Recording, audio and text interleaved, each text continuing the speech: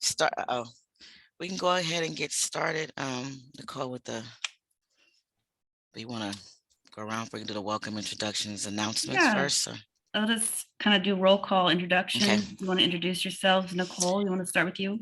Yes, I am Nicole Green. I am the chair for the Policy and Budget Subcommittee. Ozzy. Good morning, Ozzy Carter, Vice Chair, Policy and Budget Committee. And Lila.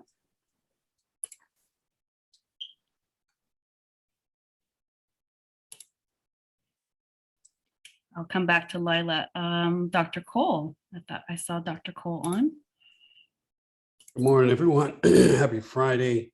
Dr. Cole, member of the Policy Committee. Okay, and then we have some other CAB members joining us today. Dale. Yeah, Dale Harrington. And Crawford. Crawford, member of CAB.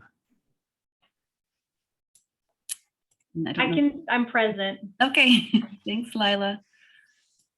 And if anyone from, well, I guess we could do staff. Patrice. Morning all, Patrice Guillory, ORJ. And Monique. Good morning. I'm Monique Tate with ORJ. Happy to be here. And Nicole Popchak here also from Office of Reentry and Justice. Anyone from the public? Maybe Jill. I'm sorry, maybe me what? I just having Introductions. oh sorry, Jill Ray with Professor Anderson's office. That's all that I see, Nicole. That's all I see too. Okay. Let's see. Any, I guess we can move on to any announcements. If anyone has any announcements to make.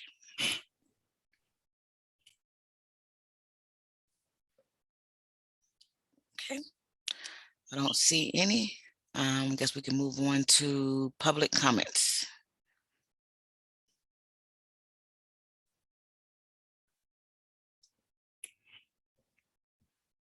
I'm not seeing any hands. Okay, awesome.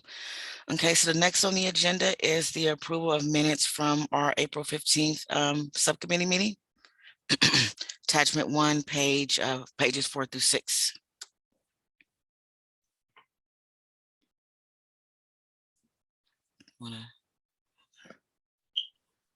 Let's take a second to review those.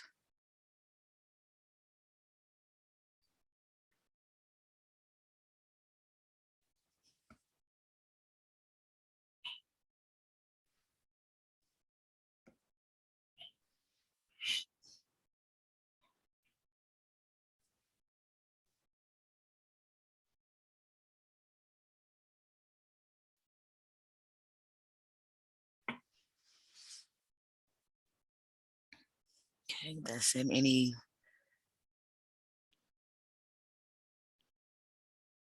questions, remarks, or anything in reference to our minutes from our last meeting from anyone? Excuse me.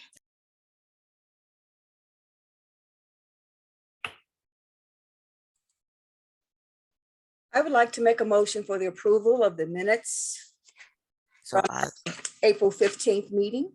thank you, Ozzy. So Ozzy, for a motion, do we have a second? This is Lila, and I'd like to second the notes from April 15th. Thank you. So we have Lila for a second. Got to vote now, Nicole. You want to open up for public comment? And I think Oh, that would sorry. I'm like getting ahead of myself. I'll open up for any public comment.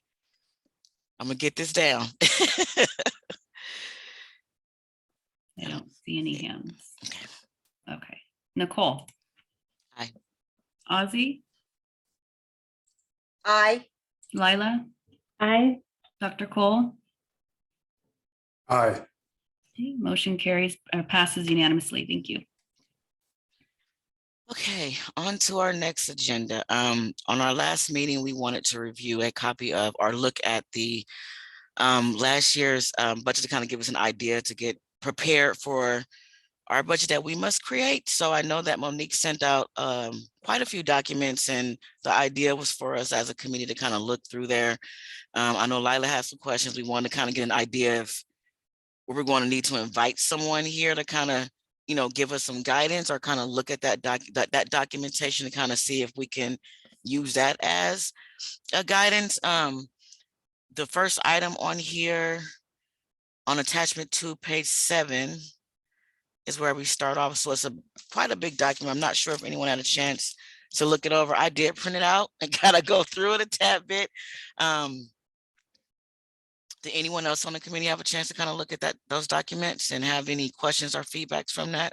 Or did that help any at all with, I made some notes and stuff too, but wanted to get all of your opinion if you had a chance to kind of go through any of those documents. I think it just underscored for me that I would like to receive the like an overview verbally too. Like I looked at the documents and it was a whole lot. So I'm sorry, Nicole. I know that I was the one who kind of asked for this and, was asking for this, and it was a whole lot of information. And so my takeaway was, I'd love to just understand the process verbally from someone, and I'm open to whether that's ORJ staff or other folks. I actually agree with you. It was a lot, but I did kind of, just go through it. I understand the basics of what I was reading, but then I did leave also with the same question that you had of getting that clear understanding of what we are supposed to be providing with all of this stuff. So I would also like, I looked through it, but I would also like that verbal. Patrice, I'm sorry, I see your hand up. Yeah, so I'm happy to give a verbal overview of the process, and then we can certainly open it up for any questions you guys might have of the documents that's shared here. So I'm actually just going to start from working from the end backwards. So as you all might know that the Board of Supervisors approves an annual budget, usually around April or May every year in advance of the new fiscal year starting, okay? So working backwards, the AB 109 funding that we receive, that the county receives every year, CCP is really in charge of sort of steering funding recommendations for that specific pot of funding, right? Of which you all often every year provide your recommendations of those resources being expended out for community programs. When CCP does its approval, so to speak, of the recommendations of how they would like to see AB 109 funds be allocated, it then moves over to the Public Protection Committee, PPC, which is a subcommittee of the Board of Supervisors. Once it gets to PPC, if there aren't any specific call outs or concerns there, those members of the PPC then approves the recommended budget that came from CCP to move over to the Board of Supervisors for them to include in the overall approval of the county's budget. So in a nutshell, that's sort of the transition or the process from AB 109 allocations being recommended from CCP to PPC and then to the full board for approval during April, May timeframe to kick off the next fiscal year.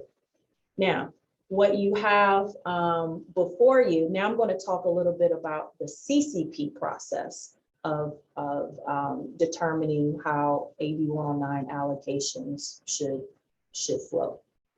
You have the first attachment, which is the CCP meeting agenda item of September of last year. You all may recall that on a somewhat quarterly basis, the CAO's office presents quarterly financial reporting of all of the AB 109 funded agencies of the either that current year or that current fiscal year. That's to give the CCP members a sense, and also the public, a sense of how funding what's the spending pattern so far quarter to quarter. So usually in September, you're going to see a fourth quarter reporting of the prior fiscal year. Trying to get the years right. So last year, let me back up a little more. Last year in September, CCP members and the public were able to see 2020 and 21 fourth quarter reporting, okay?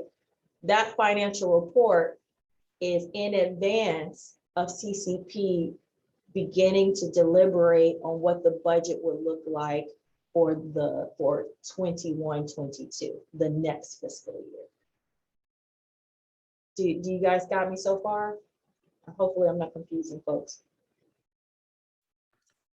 Patrice, hold on one second. Yes. So the Yes. information you're seeing in that fourth quarter, the prior financial report is identifying what we're looking at for the next coming year. It's showing you what was spent in that prior year by the fourth quarter. So reason being is because they can only report on what was reimbursed. So by the fourth quarter of the prior fiscal years, usually when they have a good sense of accurate information, accurate, expenditures that actually took place, to then show the full 4 quarters to CCP. Got It's it. usually the prior year. Okay. Got it. Okay, thanks. So you're only looking at what was spent, the actuals of what was spent of the prior year. Okay. Mhm. And this is done in September. So if you can remember, CCP has a meeting in November. November is the budget workshop. That workshop is the time in which CCP is starting to think about what should be spent or what should we budget for the next fiscal year. You got me so far? So in a nutshell, the importance of the quarterly financial reporting is to see what spending patterns look like the prior year to inform what should be budgeted for the next year. Got it? Now, the next agenda item is the budget instructions to all of the AB 109 funded agencies. This usually comes from the CAO's office.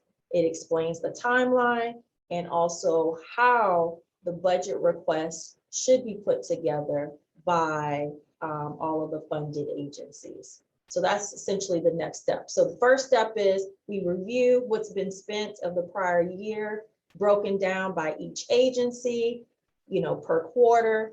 The next step is CAO alerts all of the funded agencies and say, hey, we're getting ready to put together, you all need to get ready to put together your budget request for the next year.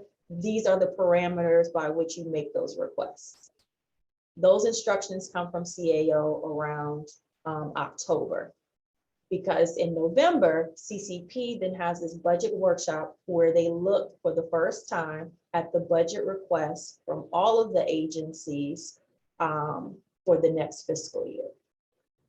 You don't have to scroll through because I don't want to confuse them too much, Nicole. From the after the November budget workshop, or I'll say this, during the November budget workshop, CCP members are seeing requests for the first time, including CAB's requests, right? There may be requests to modify certain programs that have been funded in prior years, or add a staff person, or cancel this particular program because it's not working for us anymore, or whatever the case may be. That's the opportunity for each agency to sort of present to the full executive committee of CCP to say, this is what we like to see our funds be spent for the next year. Oh, I'm sorry, Monique was sharing screen. Okay. So anywho, so from there, Then CCP can deliberate. CAO will usually give its sort of guidance based on what they have seen from the state's Department of Finance with regards to forecasting what our funds could look like in future years or in the next year. All of those things are talked through, right? Then finally, if CCP members would like to see, or members of the public would like to see the funded agencies make some adjustments to their budget requests, they'll make it known then. And then at the next CCP meeting, which is in December, that's where we have updated budget requests based on the discussion during the budget workshop. And then the executive committee of the CCP will make its final decision and vote to or take action of the budget request that they received to then move forward to PPC. Okay. So I'll pause right there and see if you guys have any questions on that. I know it sounds very a lot, but we can break it down as much as possible to make it as clear for you.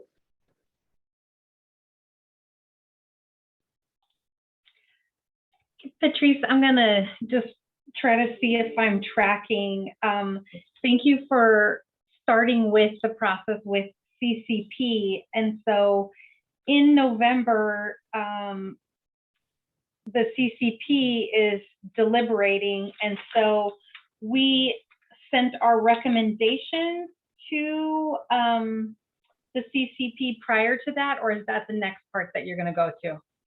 No, you would do it at that time. So likely we would get contact, ORJ would get contacted by CAO's office and they would ask for what's CAB's budget requests. And so you guys remember that form that we worked through last time. We would put that form together based on you all's recommendations. We submit that over to CAO. They include it in the CCP agenda packet to be considered during the budget workshop in November. Great, so that's happening October, November. Yes, so usually for you guys, you all then around September, around your September meeting, really by your October meeting, you all, the full body should be taking a vote on what you want those recommendations to be. So that way we can get to work to put it in the appropriate form and send it over to CAO's office in time for it to be included in the November packet. Great, and this might confuse folks, and I'm confusing myself in my mind. This is the budget and the recommendations at the same time, or we're just talking about the budget now? I know I said recommendations. No, good question. Typically, CAB has submitted both your budget requests and your policy brief or recommendations for the November meeting as well. Got it. Okay. Thank you. Because sometimes they're in tandem. Sometimes your requests are in tandem, or your policy recommendations are in tandem with your budget requests. And there's often been times where CAB, in your policy brief, you've made recommendations to other county agencies to take on some things that may have some funding implications. So it's usually a good time to sort of lift those recommendations up during the November workshop. Okay, Nicole G, your chair. So I see you got hands up as well as Yeah, Tim, I so was I'll trying to let get you- myself in line. I'll let Dr. Cole go first because he had his hand up. I'll go after him. Hold on 1 sec. Okay, I'll go before you and you let me know when you're ready. So I may just be confusing myself because I'm, my second actual subcommittee, been on this subcommittee. I want to make sure, and I haven't done this part yet. I know you mentioned forms. You said policy brief, and then Lila brought up recommendations. Where can I locate those forms? Like what the documents that we're going to be using to put this together? You may cover that later, but that's like the one burning question in my mind. So the budget request form would typically be included in the budget instructions that are sent from CAO's office. A copy of that is actually on page 25 of your agenda packet right now. Let me see, is this part of it? That's Yes. correct. I see it. It's a, yeah, it's a blank. So you guys remember this? I don't know if you remember this form. We put it together last year for you guys. This is where you made the recommendation that for the next 3-year contract cycle, you wanted to see the community programs receive a 3% COLA increase each fiscal year. So we use this form to put those numbers together on your behalf, and then we sent it over. Okay. You also, if you look at page, so Monique, if you can go to page 20, let's start first with 25. Page 25. Yeah, this is the form. Right, the budget proposal form or budget request form. And the way it's broken down is you have a column here that says 21-22 funding allocation. That was the, that's essentially whatever was the amount that the agency received in the prior fiscal year. 22-23 baseline requests would have been essentially whatever is essentially the same amount that came out of the 21-22 funding allocation. So what is it that you're requesting that's at your baseline, right? That you want to continue forward. And then 22-23, which is a program modification request. This column allows for agencies to say, yeah, we received this funding last year. We actually want to increase or decrease our funding because of these reasons. And then 22-23 total funding request, which is the last column, would be the total amount for whatever specific line items they have here that the agency is requesting to be considered for the next year's budget. So that's the form we worked through, and you see it's broken up by salary and benefits and then operating costs. Okay, and then Capital One costs are allowed, Capital One cost, but they're one time. That's anything from like buying a new vehicle or renovation of a building or what have you. So just one-time cost that you don't expect will roll over year to year. And then if you can scroll, Monique, to the next page. So that's Excuse me, I have a question. Yes. I understand there's no dumb question. No, not at all. The thing that I circled, because I didn't understand what the acronym FTE was and couldn't find any reference to that. So could you tell me what that is? I know it's always a brief, a small amount as I've gone through the budgets and what have you. So a little brief explanation, please. Yeah, so FTE stands for full-time equivalent. So this is in reference to staff time. And it's usually broken down. So if a full-time staff person is a part of, let's say, this program, or this agency is, let's say an agency is hiring a reentry specialist. Don't know what all they do, but they're hiring new staff, okay? And they want to hire a full-time staff person to serve in the role of reentry specialist. They would then, in the FTE sort of small column, if you guys see that there, they would then put 1.0 to represent a full-time person who's working 40 hours a week, right? If they know that this person that they're hiring is only going to, maybe they only need a portion of funding of AB 109 funding to be applied to this staff, let's say half-time, then that would be 0.5, half of a full-time work week or work day. So that's what that stands for. And the reason why that's critically important for a budgetary review is because you see this top column here. A lot of times when agencies are providing programs or services, you need staff to facilitate that, right? You can't, if you're going to provide case management, you can't do it without a case manager, right? So often they will have in this top section the salary and benefits associated with the position that they may be hiring for, or funding, or whatever the case may be, and then the amount of time that person, that staff person would be, the amount of time allocated from that staff person toward that service or program that they are looking to have funded. Okay. Thank you. Appreciate that. Absolutely. Yeah, you're so welcome. And please know, governmental budgeting and accounting is hard. It's not easy to understand at all. So please know all the questions you're asking, she says, not dumb at all. The most common person would not fully, and I'm still learning too. So, Hey, Patrice, yes, can we bag up for just a moment? sure. Okay, I want to go back to the actuals. Going back to the Okay. quarterly review. You don't have to turn the pages.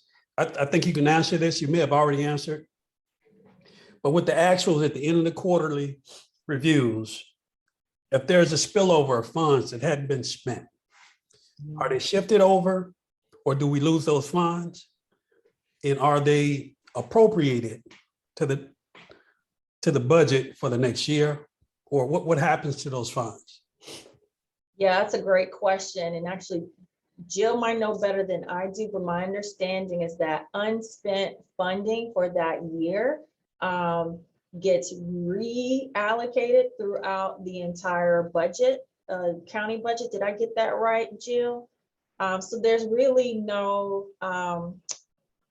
accounting wise, they can tell whether or not there is still a balance. So for example, you might see, and I forget what page it is on here, give me 1 second.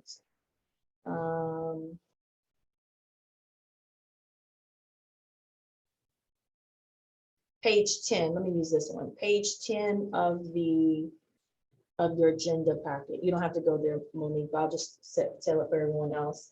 The reimbursement tracking. So this was a summary of every agency that received AB 109 funds, Q1, Q2, Q3, Q4. And then at the very last column, it says percentage expended. This is essentially what they consider variance. How much of their original budgeted allocation was actually spent, and but based on percentages. So you have, like, for example, EHSD, which was budgeted to receive 133,000 and some change. By the fourth quarter, they only spent just over 8% in a year's time, right? So it will leave you to wonder, well, if the remaining balance is just over 120,000, they barely scratched the surface, what happens to that money? So it doesn't roll over necessarily for the next fiscal year. There is an accounting that there's a remaining balance, but where the actual dollars go, that is I'll leave that to Jill to answer. My understanding is that it gets reallocated throughout the entire county budget, but I might have that wrong. Yeah, you do. So, okay, thank you. Thank you for correcting me.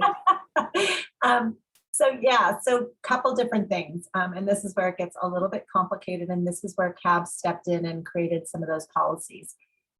In the past, I mean, the fact that the budget is as transparent as it is now is a direct result of the work that CAB has done to ask for transparency. Because in the past, when like CAB was started quite a few years ago, there was some money that was not able to be spent that was categorized one way, and CAB came to CCP and said, hey, we weren't able to spend these funds, but we'd like to carry them over to this next round of funds because we will be able to spend them, because it just took a little while for the program to lift up.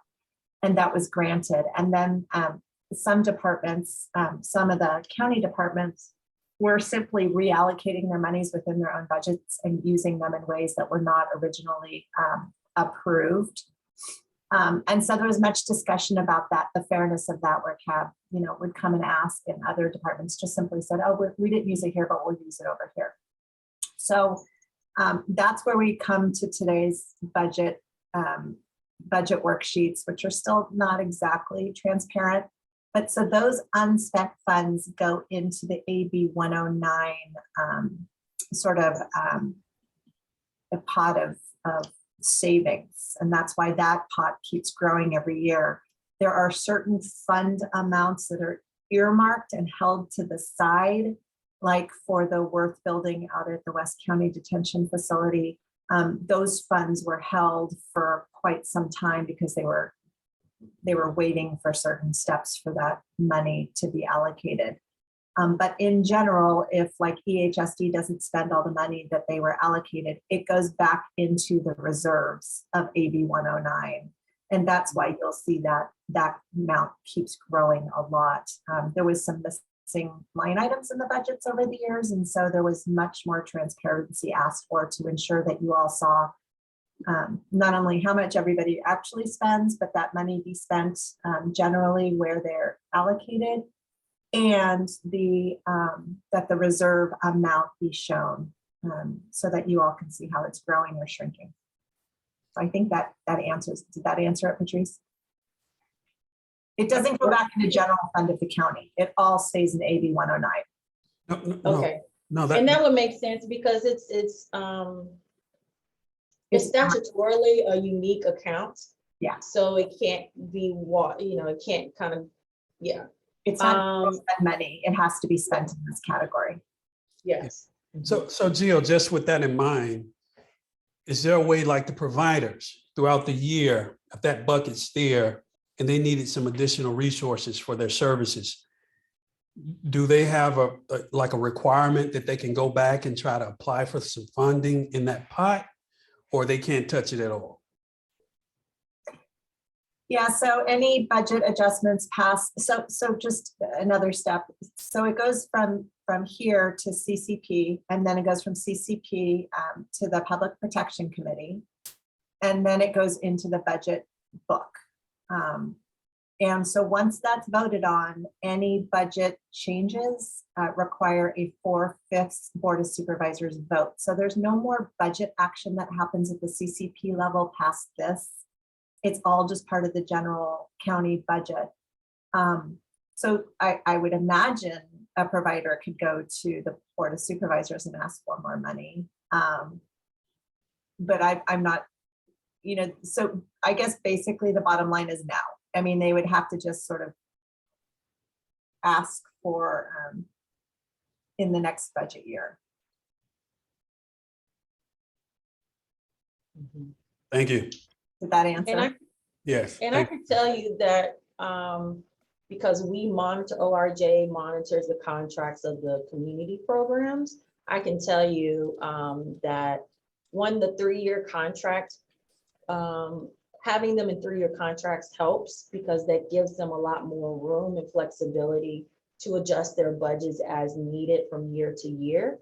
And the other thing too is often they're not spending down totally.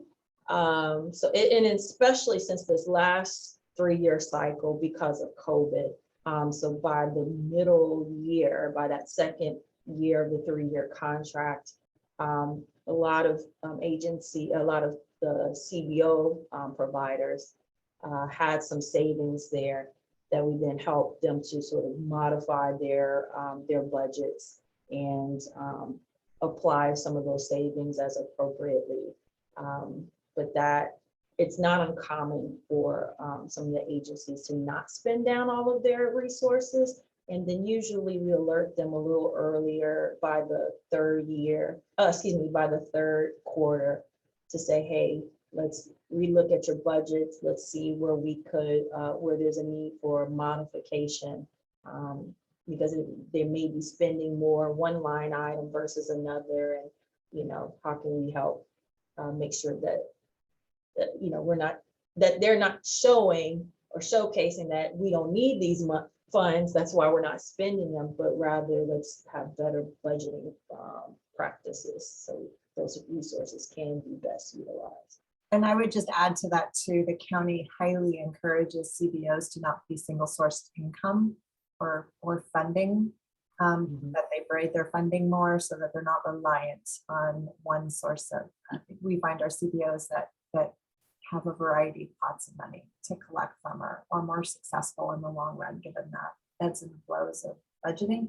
And it's not, and I would just say the budget, you know, what you asked about the budget, it's not just CBOs. I mean, the county departments can't come back and say, hey, you know, we actually want more money. It doesn't, it doesn't work like that either.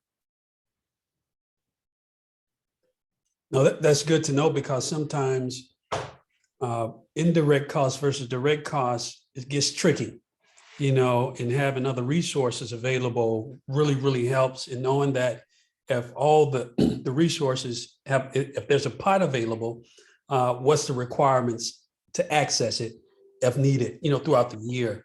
So these are some of the things that happens throughout the process of budgetary, monthly, you know, annually, you know, semi-annually, annually.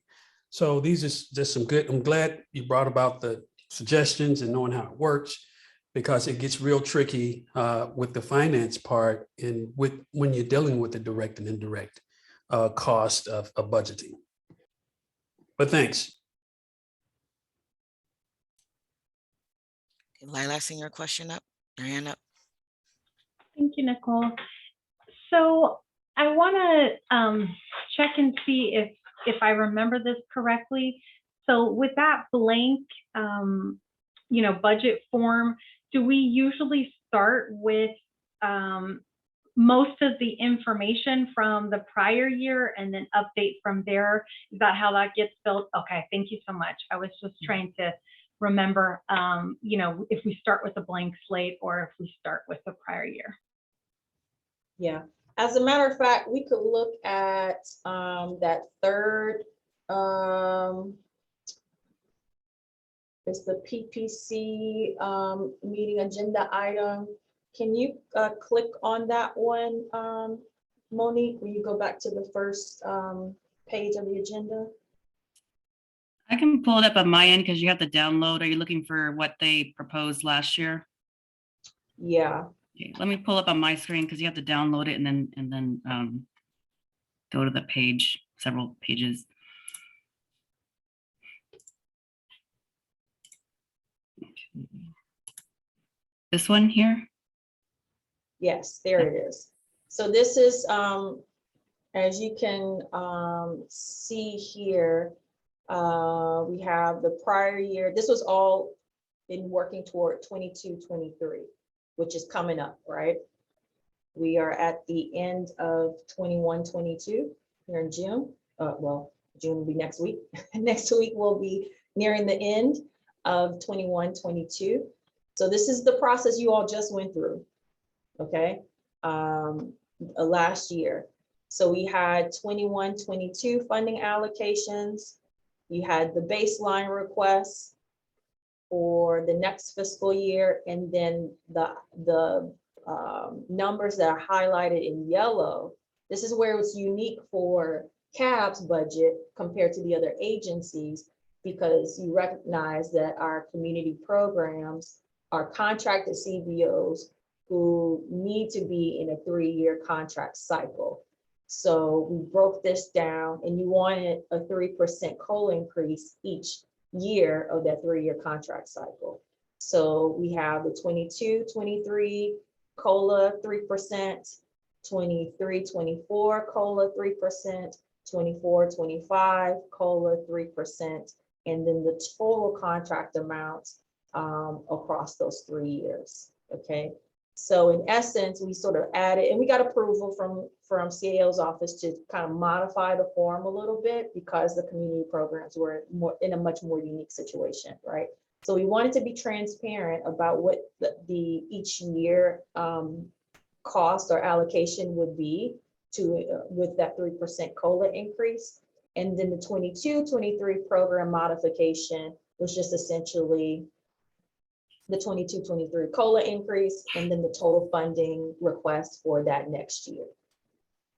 Okay, and this was across all of the employment, all of the community program service areas: employment, housing, mentoring, family reunification, legal services, the reentry network, and then though we have the Success Center, they weren't included this time around because you all may remember the year prior, they had just went through an RFP process, and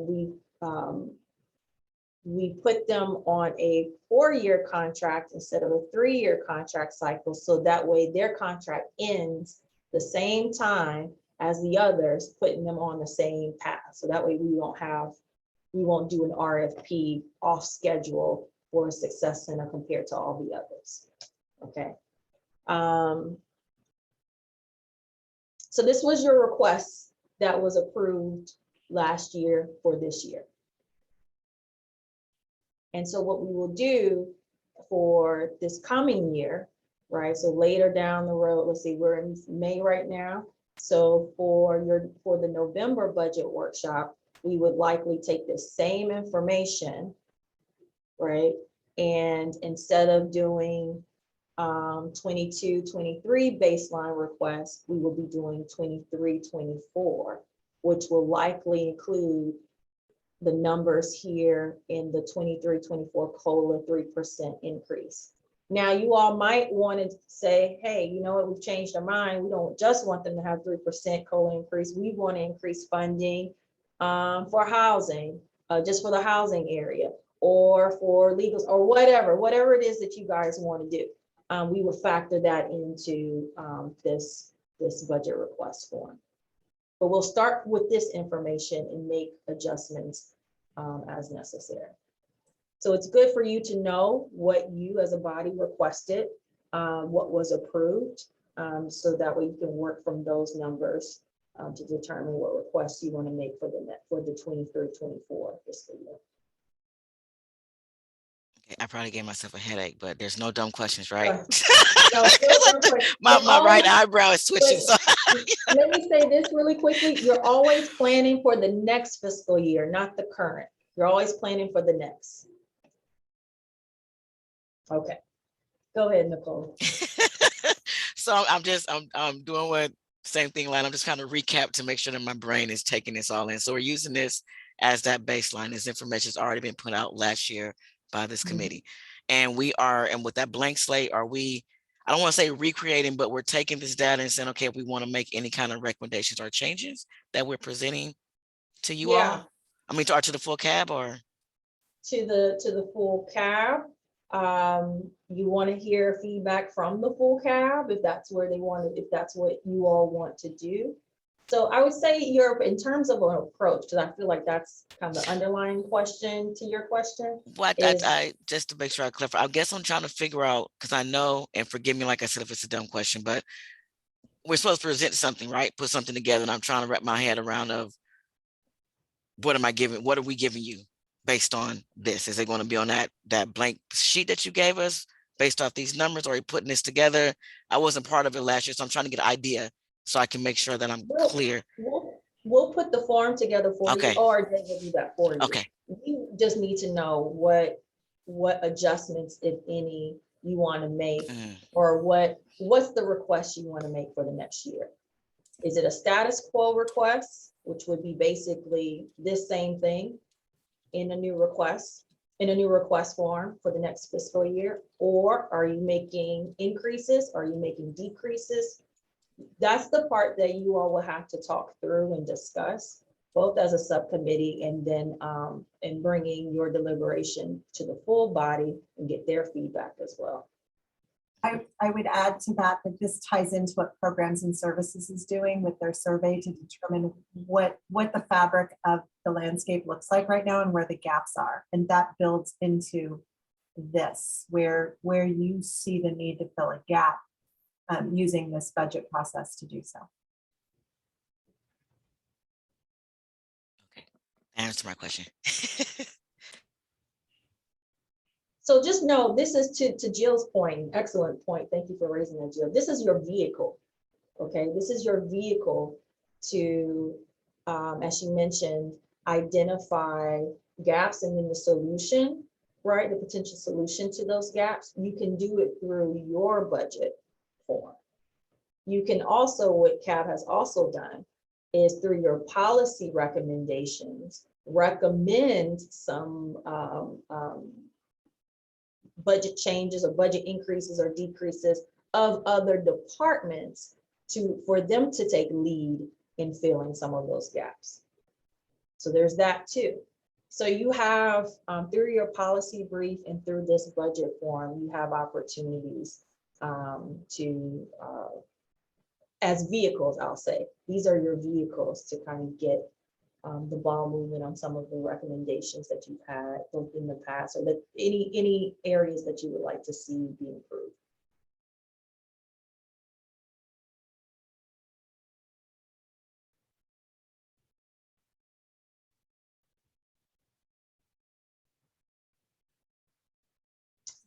Let's see. Any other questions before we go back to where Patrice was at?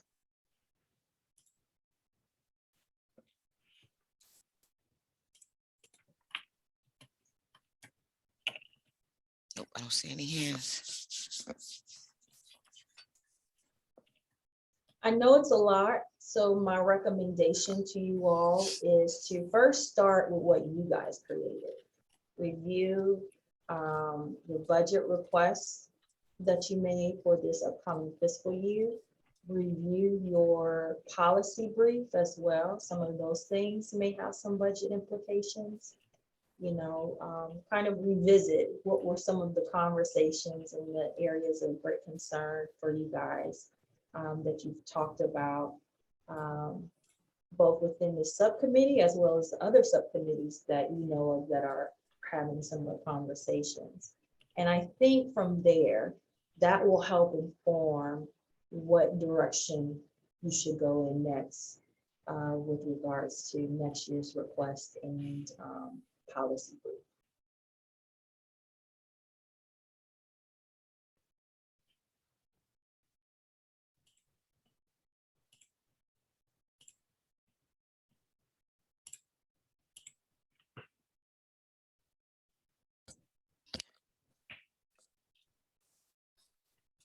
Can we go back to where you left off, Patrice? I think it was on page 26.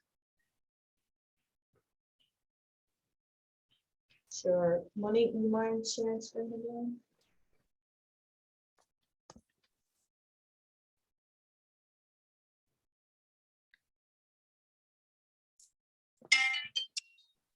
Sorry. Okay. So this is the back side of that first page. Go, you can show them 25 again. I'm sorry. Yeah. So that was the table we just came from, right? This is essentially the line item budget request. Then if you can go to the next page. This is the narrative describing what's happening in the line item budget. So you have your baseline requests, you know, just essentially discussing or sharing in narrative form what this funding is being used for, yada, yada. And then the bottom portion where it says program modification requests, any changes you're making, you're describing that there and why the funding is needed for that. Okay. Can you go to the next page? Now this one here, pat yourselves on the back, because this was a direct result of CAB's call out that the community programs, as you know, they're not county agencies, these are contracted CBOs. And so there's a level of visibility with regards to their spending and their contracts and all of that kind of stuff that wasn't always also expressed or explained or demonstrated by the county agencies. And everyone really wanted to understand that with the AB 109 funds that some of the county agencies were using, if they are in fact subcontracting, let's say with other CBOs, that would be a good thing to know, right? To know how many community-based organizations out there that was also receiving this funding and helping to support public realignment, reentry, and the like. So CAB then requested augmenting the budget request form to also include an attachment of what other contracted agencies that the county agencies might be utilizing through the AB 109 funds. And so they've been able to do that here. And last year, what year are we in, 22? Last year, last year was the first time that all the agencies got to use this. So that's pretty cool. And they'll continue to do that for future years as well. So this is now part of that form. Okay, scroll down. So these are the budget instructions that come out from the CAO's office. So you'll see that here.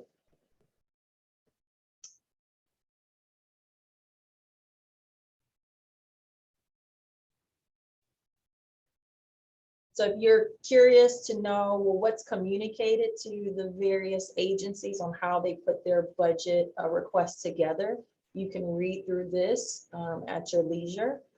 So you can understand what's being required of everyone, and some of the background information on it as well. All right, we won't go through too much of that. And then if you can actually go to page 33. So along with those budget instructions is the budget schedule. So this was the schedule for last year in preparation for the 22-23 CCP budget schedule. So you can see what's all due, right? The budget packet will go out in October, 1st of October. Departments are required to submit their budget requests. This includes even the CAPS budget request. That's due by, or it was due by October 29th. The CCP agenda packet for the budget workshop was sent out on November 8th. The budget workshop itself took place on November 12th. And then the December CCP agenda packet was posted November 29th for the final meeting, which was held on December 3rd. Now, those final meetings, the PPC meetings, the county budget materials, when they're due, all of that, he has them here as tentative, but essentially that was the time frame or the timeline by which some of these things was either reviewed or posted. So you see after December, PPC considers it, then it moves on to the county's full budget book to be reviewed, and the final adoption was scheduled for May 10th. Okay. So the schedule will come out with the budget instructions. Let's see if there's anything else I wanted to share. I think that's it. I think that's it for now. Well, I appreciate it because it gave me a nice insight information on what needs to be done. Does anybody else on the committee have any questions out of the information I was provided? So actually, one thing I will say on this, now that you kind of see, you can, we don't have final dates right now, but this kind of gives you an opportunity to kind of guess what the timeline will be this year to deliberate on next year's budget. This helps you to plan, right, for how you want to put your things together, your policy brief, your budget requests, right, in advance, likely in advance of October.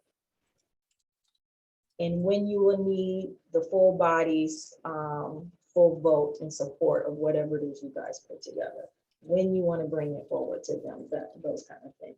So I know on here, the next item will be to review the work plan.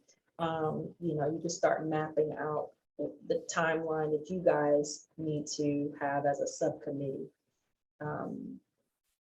in preparation for the CCP's budget schedule.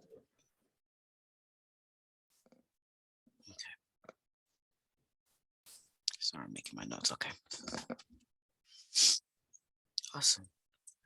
All right. Thank you, Patrice. I really appreciate it. You're welcome. Yeah, it cleared up a whole lot of stuff. Questions that I had it. Lila had the same questions you did after I read all the documents. Is there any additional questions that anyone on the board has? Any other members besides Dale? I seen your hand. You have any questions? Yeah, are the funds strictly county funds or are some from the state or a combination? So these are AB 109 funds, is state funding that goes to every county. Yeah, okay, thank you. It goes to every county. So these are not county general funds, right? From county taxes and all those all that stuff. This is state funding that's allocated to every county. And then the CCP as a body helps to advise the Board of Supervisors on how to spend those resources. So just for further clarification, this is a state mandate, right? It shifted the incarcerated population from the prison to the jails to help reduce population in the prisons. And so the funding comes from the state that doesn't really fully fund the mandate. And the CCP was created with the legislation, the AB 109 legislation. It's a mandated body in our county.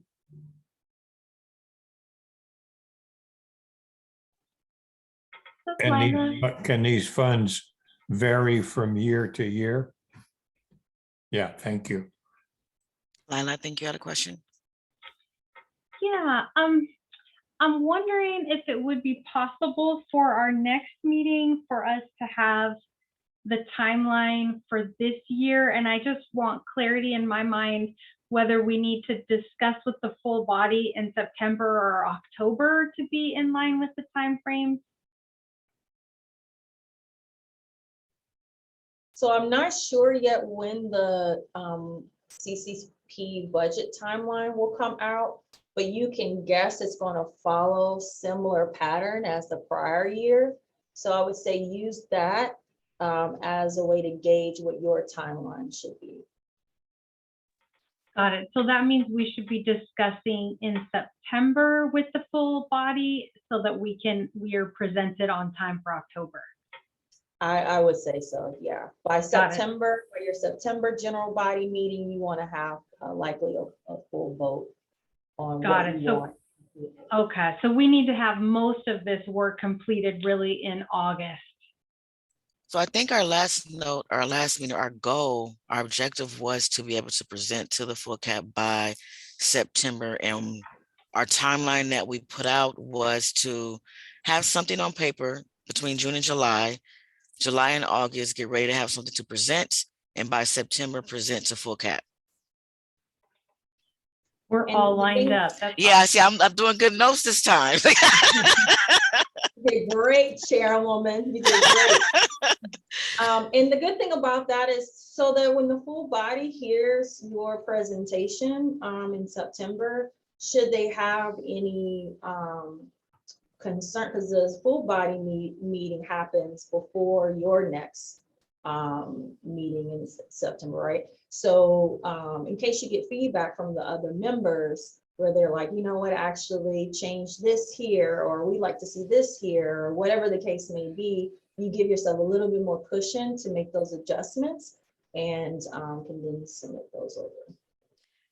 So what I was going to ask or recommend, or if I can find it myself, that'll be fine. But as you mentioned, Patrice, to have to look at our last year, our policy brief and the budget, everything that we put together, the committee put together last year, and look at that. Can we have that part of our packet next meeting, Nicole, to kind of review? Well, last year's budget's already in this one, but we can also attach it to next month as well. And so if you're looking to be able to look at it, it is in this packet, so you don't have to wait until that's posted to start looking at it. Okay. The policy brief, I believe, was also, Is in there if too? you click on this link here that Monique has, it links to the CAB policy brief from last year. Okay. But we can attach that if that's part of the agenda item to discuss it in detail. Yeah, I will. Yeah, that's my goal. Because it's already June and we want to get started putting stuff on paper. Right. Jill, I see your hands up. I do want to note, and it just was a reminder because I just got the CCP invitation for next Friday. The recommendations that CAB had presented a couple of years ago will be discussed at the June meeting, because I had reached out and asked when the follow-up on that was, because there was several items that were still yet to be addressed. So just an FYI, that will be discussed at the June CCP meeting. Do you know to what extent is it calendaring in that meeting future discussions, or is the discussion to go through each? The unaddressed items. So some of those items were already addressed. And so my question was, when is the follow-up? Have all of those been addressed, and when is the follow-up? And the response from Paul was that it's a follow-up on the CAB recommendations at the June meeting. Okay. And they're also going to have a regular item, I believe, for CAB, just general CAB updates on the CCP agenda going forward.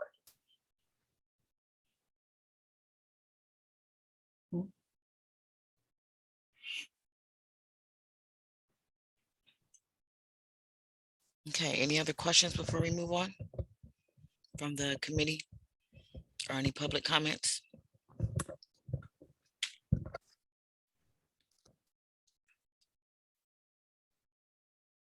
Nicole, I'm not sure if you've seen, I think Dr. Cole had to drop. Are we still okay to keep going? Yes, with Okay. you, yourself, Ozzy, and Lila, you still have quorum. Okay. So the next item on our agenda is our work plan. It starts on page 37.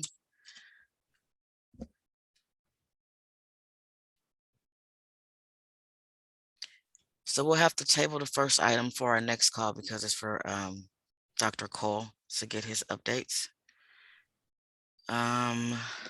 Which item is that? I'm sorry. Goal 1. Oh, I see. The first, yeah, he's supposed to give us update today, so we can just table that for our next subcommittee meeting for next month. And then the next one is Lila. So I did want to, I know last time we talked about how we have to collaborate with the program and services around the surveys. And I did want to ask you, Lila, since you are on both committees, since we can't pretty much all join the program and services when they have their subcommittee meetings, if you could be that person to bring that information back since you're already on that committee, if you don't mind. Sounds good. Let's see what. So what I had for that particular item, that we were still pinning the feedback from the survey. I'm trying to remember. I know that it's going to take some time to process. I believe that that the time frame has passed for entries from the government agencies or departments and the CBOs and nonprofits. And I think that, ORJ and Denise and her team are going to need some significant time to compile the results. And so if I remember correctly, was it July that she was going to get, that we may get some basic information in June, but the prepared information and cultivated information would be in July. Patrice, is that right? That's correct. Okay, thank you. Yeah, so we'll have something to look at potentially next month when we meet, but definitely by July. And I just want to kind of chime in that some agencies might even, or departments might even submit more than one answer. And so that is a good thing, to have more responses as opposed to less responses. Patrice, I guess we can also update here since we're here. Do we know if we got responses from everyone that we wanted, or if we're still waiting? My understanding is that we actually got all the responses from the people that we were looking for. There were a couple that we also saw trying to determine whether or not their responses is, I hate to say that way, needed or necessary, but for the most part, the majority of the agencies did respond. So you definitely had a better response rate this go around than last. This is to include the county agencies. Great news. Thank you so much. And then regarding the equity focus, you know, that's coming, that also, you know, intersects with the programs and services, you know, subcommittee. I don't have anything to add on that right now. You know, we did have a presentation on housing services, yes, at our last meeting, I believe, which was really helpful. And folks in that subcommittee also continue to speak on housing and mental health, you know, which is an overlap from the, you know, the equity focus, racial equity, and the other areas of equity that we identified.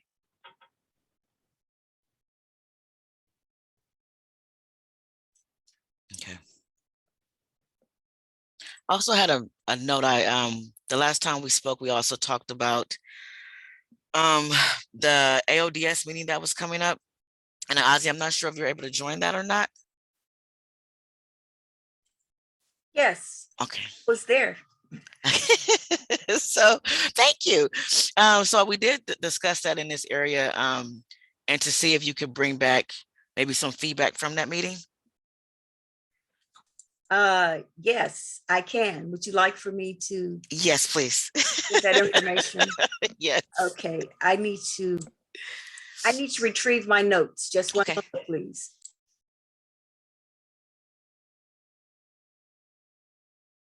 Yeah, Ozzy's a member of the Alcohol and Other Drugs Advisory Board now, so she's officially on there. So I know one of our last talking points, we were discussing the Council of Homeless and the different housing ideas, and that's when AODS came up, and we were thinking, since Ozzy is now a part of that, being able to join the meetings and possibly bring back feedback and information from those meetings.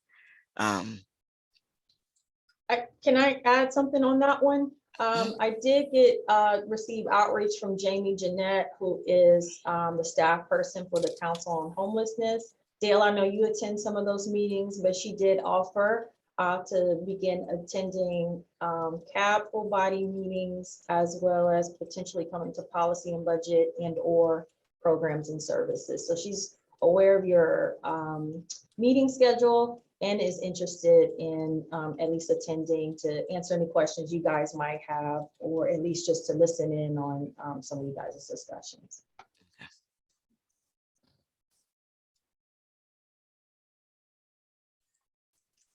Okay, so I'm ready to give a report from the last Alcohol and Other Drugs Advisory Board meeting that took place on May the 25th. And the first thing that we really discussed or had a presentation by our chief, Ms. Fatima, and she kind of broke down CalAIM and what the current logistics were on providing services, transferring Medi-Cal to CalAIM, and what it would consist of, and how they would incorporate no wrong door, meaning that if there came to be an individual that had that were in need of co-occurring treatment, which meant that they had more than one variable, possibly substance abuse or maybe a mental illness, whatever their need might be, whenever they were presented before any individual administering services, that they could, whatever their need was, they would have to be addressed at that specific meeting onset, and then triage out to other sources within the organization. Whereas there would never be a time when a person with a mental health issue was also looking for substance abuse. If it was diagnosed, it would be transferred or triaged over to whatever the need might be. Also, there was a discussion relative to some of the events that are going to be forthcoming. One of the subcommittees, community awareness, is currently putting together a resource fair, clean slate, and currently looking for CBOs or vendors who could provide specific services, example, haircuts and things of that nature. They're going to be a variety of service providers, and the event's going to take place July 15th. Let me check. Yes, July 15th at the Ambrose Center. And it's going to be initially facilitated by Clean Slate, Public Defender. And there's a list of other CBOs and agencies that we're actually trying to get to do some tabling there.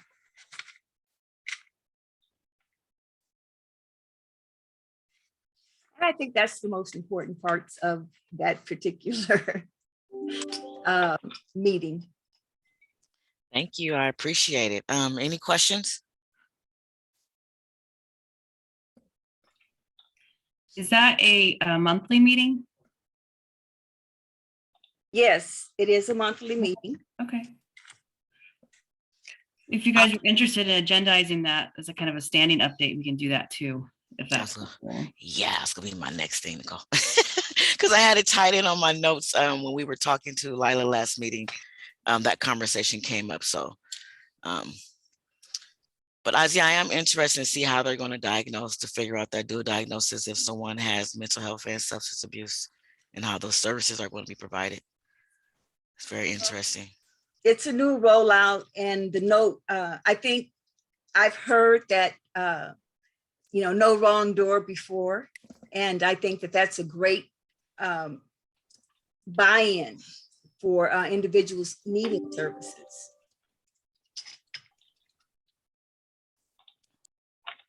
So if I can, one thing I would recommend, if we're gonna have standing agenda items for various committee updates, maybe we should just have it say that standing agenda item from committee updates, because you already have one that's for RJOB, and then if you do one for AODS, and then in the event that any of you attend any other committees or advisory bodies and you want to share, not that you have to attend regularly, but let's just say you felt like it's relevant for this committee to know about, we could at least rename it as that standing agenda item for committee updates or external committee updates.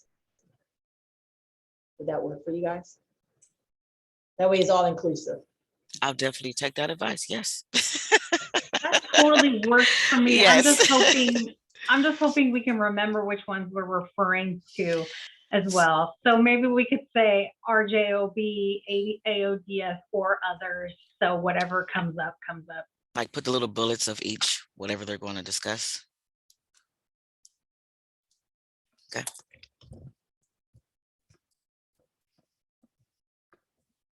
Any questions before we move along?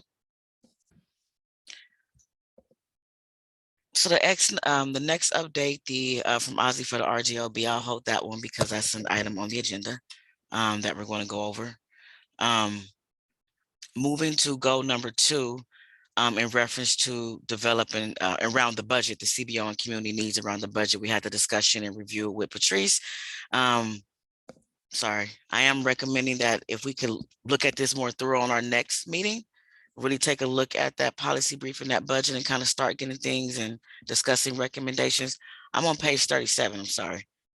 I think, oh, yours is run on 38. I have it up in front of me too, Monique. So I'm double looking at it. Any feedback from members or your opinion, or how do you feel about that? If we can kind of look at that at the next meeting, go into more detail, since we had that walkthrough today. That sounds good to me. And I'm going to reread Paul's basic information and steps. And I think I'll have a lot more understanding and context based on the really thorough and helpful overview Patrice gave us and all the information that Jill shared as well. Thank you. Any other feedback? Ozzy, are you okay with that? Okay.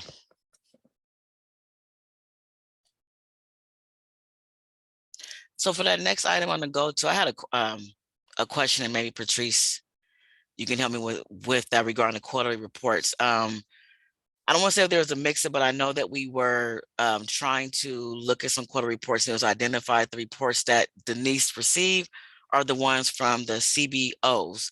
Nicole, correct me if I'm saying it correctly. So that's not the actual reports that we want to look at, right? Yeah, this here is your quarterly, or what's stated here is the quarterly financial report. So a copy of that, of like the fourth quarter report from last year, is attached to this budget. So, but you all let us know if we got it wrong. If that's the actual reports, if you want to see quarterly financial reports, or if there's some other reports that you're referring to. But that's what this is. Any feedback from the other members? We can also look at this at our next meeting, that fourth quarter report. And that one is currently in this packet, and we can add it again for the next one. So you're welcome to review in advance of the agenda posting. Nicole, can we have it included in the next agenda packet? Sounds good to me. I was thinking that it was connected with the budgeting process, and so now I'll look at it with the eyes, with different eyes. Are you looking at it from a process standpoint or to draw conclusions? Because it's last year's fourth quarter. So that would be what is that, fiscal 2020-21? Is that right, Patrice? Yeah, yeah, because we're ending 21-22. So that's fourth quarter 2020-21. I think just to see if there are any questions we have about the spending patterns from last year. Yeah, that's what I think I'll look for.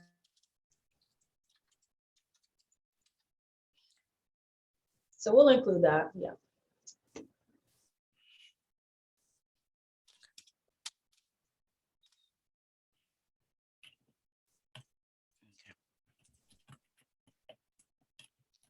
Any other questions?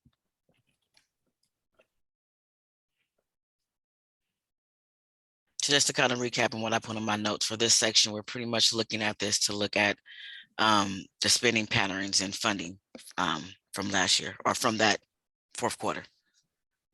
Okay. And in reference to the last one for proposed increasing funding for mental health, we kind of tabled that until we start looking at the actual numbers and budget. So we haven't really reviewed this part of that section of the goal. Last time we spoke. And let me know if I missed something, my other members on here, but that's what I took from here, because we have to go back and finish looking at the data and information that was provided first in reference to proposing increasing funding for mental health.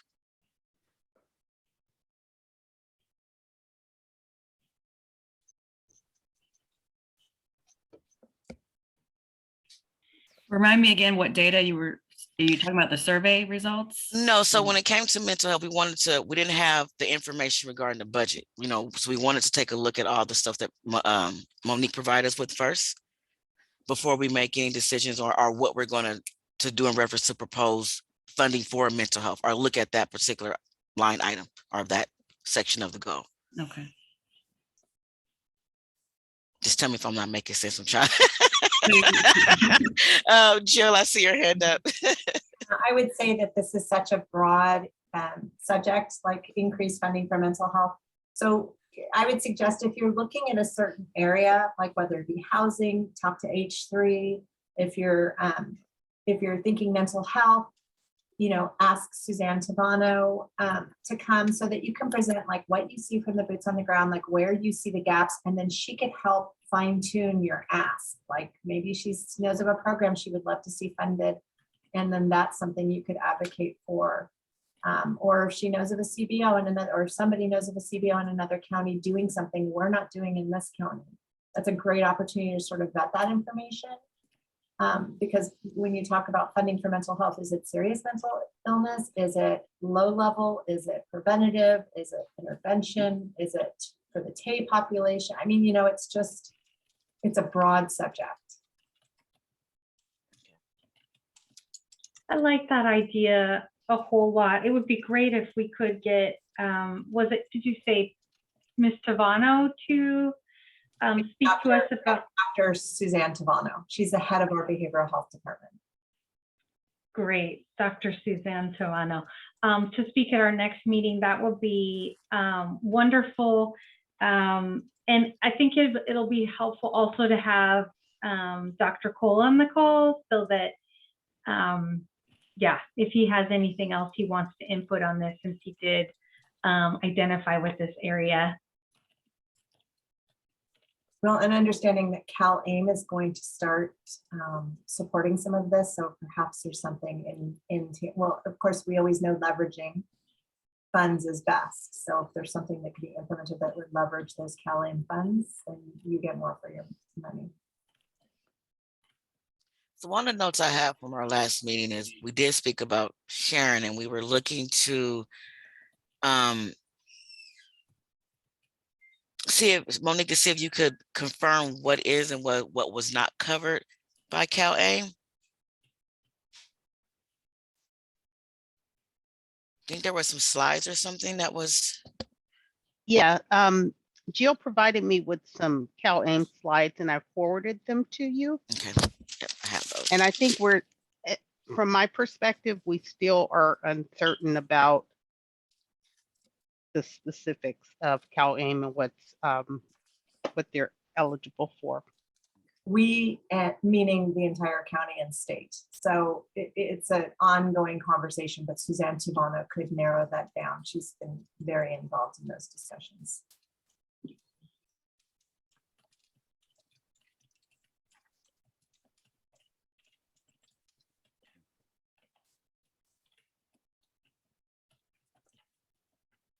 Okay. Any other feedback?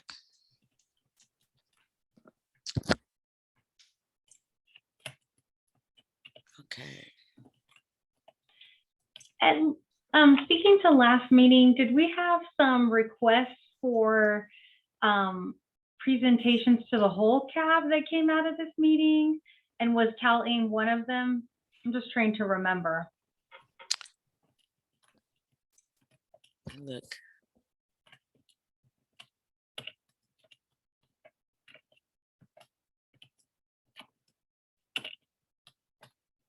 I didn't have a note for a presentation to the full CAB. I just had a note in reference to Sharon probably presenting here, and then more information from Monique in reference to CalAIM. But I know there was some suggestions on our last meeting too. Instead of just having presentations being done here, we would present to a full CAB since we're working hand in hand with program and services. So. Thank you, Nicole. I think I might be mixing up the subcommittee meeting, so it's okay. I'm good on that point. I'm good on that. Okay. But I need you to. That's how we can compare our notes. I think we had discussion about having CalAIM present at programs and services.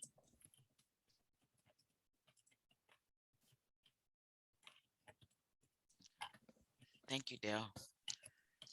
And I wonder, I also thought maybe we said we were going to do that at the full CAB, since it seemed like it might overlap with a number of different subcommittees. So I'm just wondering, I guess my question is, do we have an upcoming presentation with CalAIM in programs and services or in the whole CAB? It seems to me that I agree that we might better have it in the full CAB because of overlapping.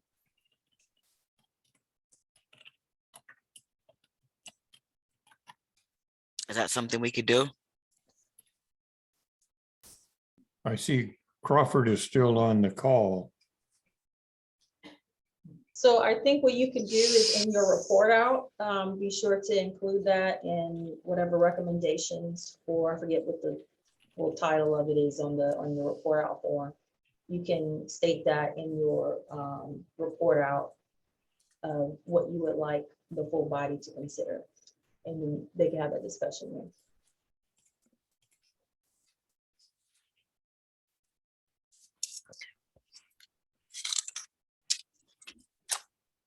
Okay.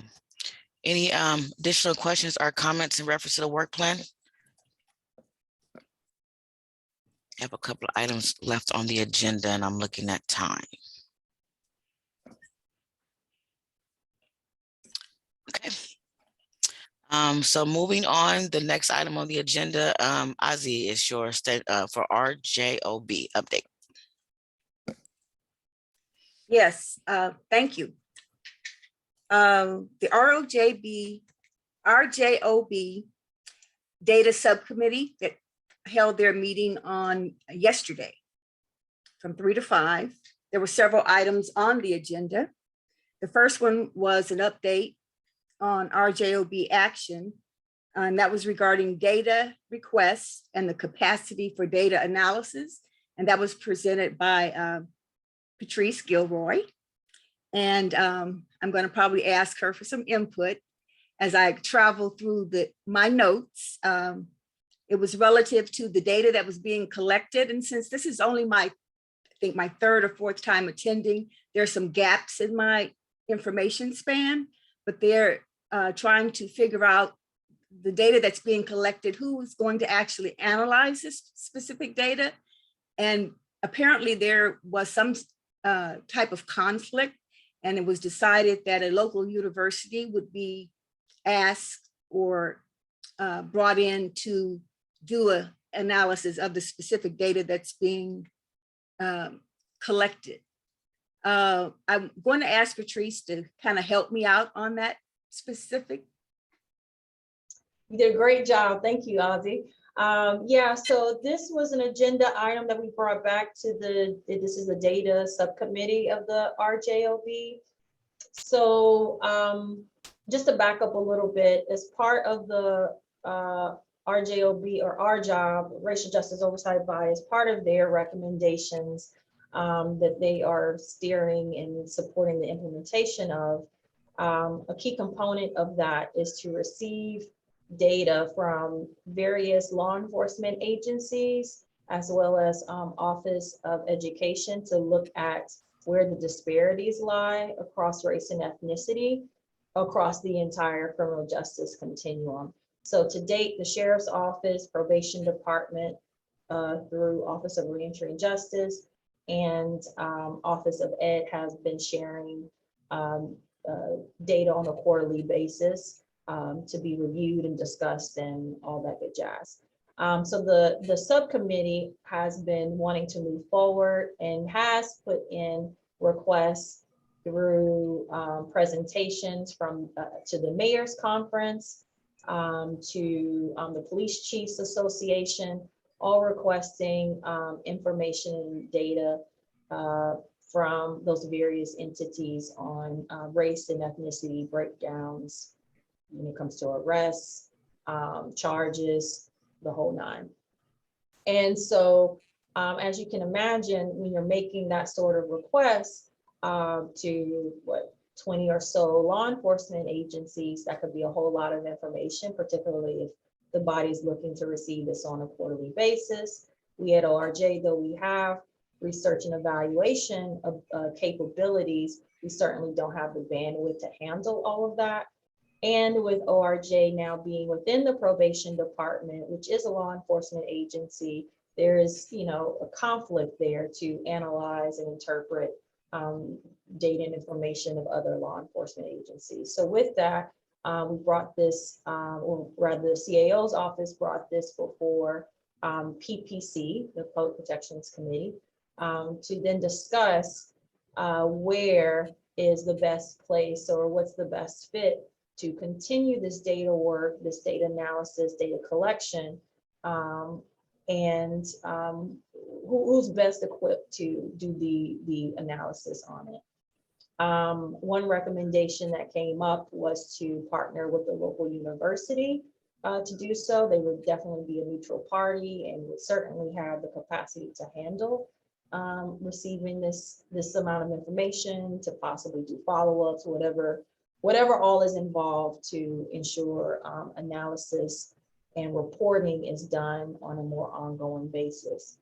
The PPC members did agree that when the Office of Racial Equity and Social Justice comes online, that would be the best fit in the county structure to continue to support our JOB overall, as well as that data related piece. So for now, where it's landed is the CAO's office will help facilitate making those data requests to those other agencies, especially those that do not fall under the authority or mandate or what have you of the Board of Supervisors, but essentially want to do this in partnership with them. So the CAO's office will facilitate those requests and bring that to PPC. And then what's still yet to be determined is who will then do the analysis of the data once it is received. So that was the update that we presented to the data subcommittee. We also mentioned that the RJOB's overall structure and charge and ongoing support so that they can continue its work will be reviewed and sort of reorganized if needed through the Internal Operations Committee, which is another subcommittee of the Board of Supervisors. Supervisor Candace Anderson luckily sits both on the Internal Operations Committee as well as the Public Protections Committee. So she'll have that background knowledge to help sort of inform those discussions. And then the other supervisor on that committee is Supervisor Burgess. So that's kind of where things landed in our update to the data committee on where we're at with data requests and analysis. Thank you, Patrice. Thank you so much.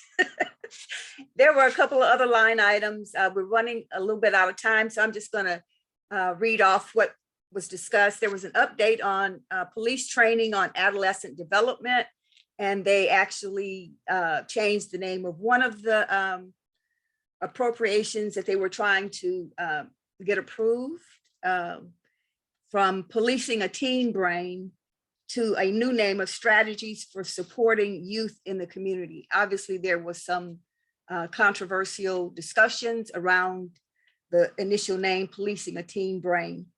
The other item was a follow-up with ethnicity data collection discussion. And it was actually a follow-up for a presentation.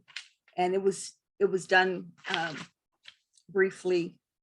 It was a debriefing. And the final thing that I found very interesting was